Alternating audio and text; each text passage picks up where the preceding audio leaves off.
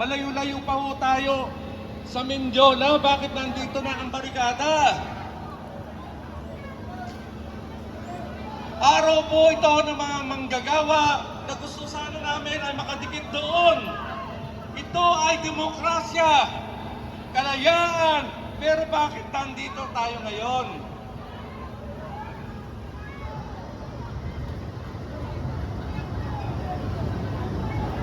Hoy, dadaan lang yung mga tubig natin. Dadaan lang po.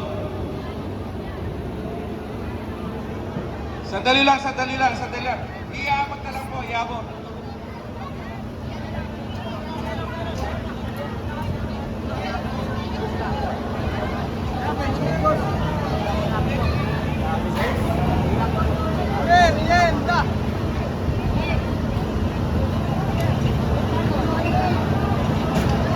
Huwag na pumanay kasi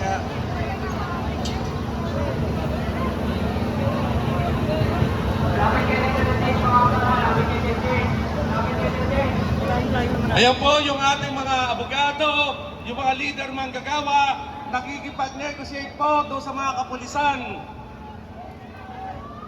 Kaninang umaga, nandito rin yung iba't ibang grupo. Hindi po kami sumabay doon dahil iba yung pinaglalaban nila at iba yung pinaglalaban namin. Nagkakaisa kami na sahod, trabaho at karapatan. Pero hindi namin sinisigaw ang Duterte impeachment. Ang sinisigaw namin dito sa harapan ng Mendiola, BBM resign!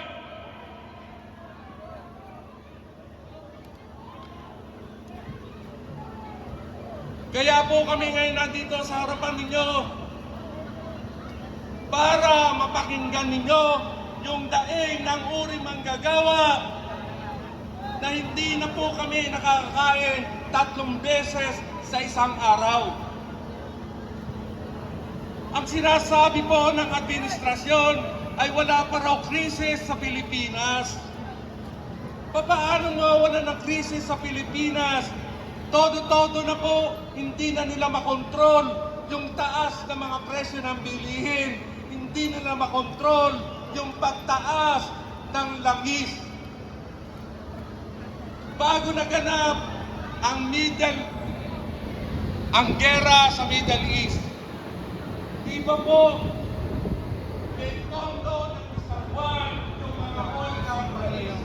Naman dito pa lang po, tingnan mo luso ang pagtaas ng presyo ng langis. Sino po ang nakinabang dyan? Di ba ang mga oligarch, ang mga foreigner, mga oil refinery na nagsamantala sa taong bayan?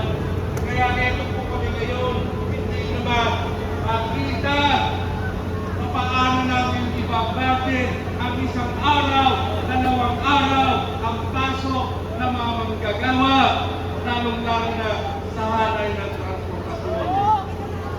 Ang ayuda, tatanggapin po namin yan, pero hindi po yan ang pangmatagalang solusyon. Ang pamantag, hindi po dapat balik. Ang hinihiling namin, pansamantalang isuspende ang excise tax, iba dyan sa mga oil refineries. Siya po ang humingi ng emergency power. Bakit ayaw niyang ipatupad? Dahil ba magnanakaw na naman sila ng mga maleta.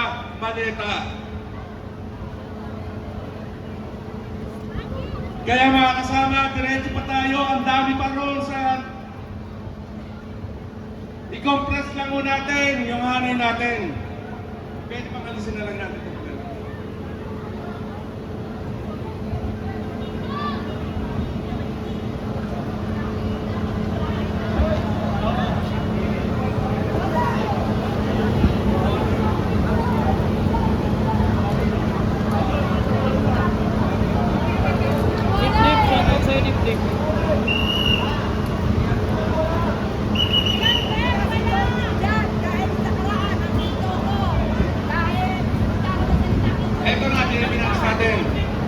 Kaya palakpakan po natin ang hanay ng Aglo. Palakpakan po natin ang Aglo. Palakpakan rin po natin ang Duterte Riders. Nandito rin po ang mga Duterte Riders. Nandito rin po yung hanay ng JNT, ang PLUS, ang YTO, nandito rin po. Lalong-lalo na rin po ang todo-todo ang pagsuporta ng hakbang na maiso sa NCR. Palakpakan po natin ang hakbang na maiso sa NCR.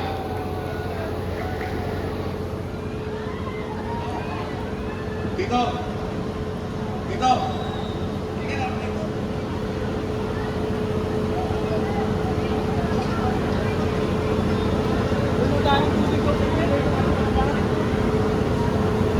Kaya sa pagpapatuloy po ng ating programa, tinatawagan po natin ang leader, manggagawa, makabayan, naglilingkod sa alin ng mga manggagawa. Tawagin po natin si Atty. Jaime Miralles. Palakpakan po natin.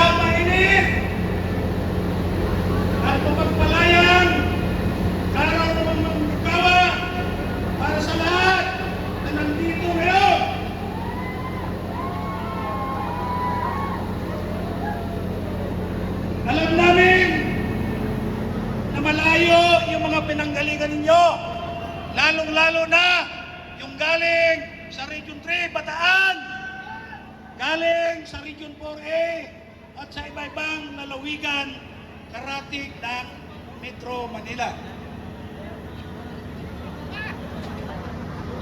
Binabati din po namin ang mga kasamahan natin ng mga Muslim na galing pa sa Mindanao. Mabuhay!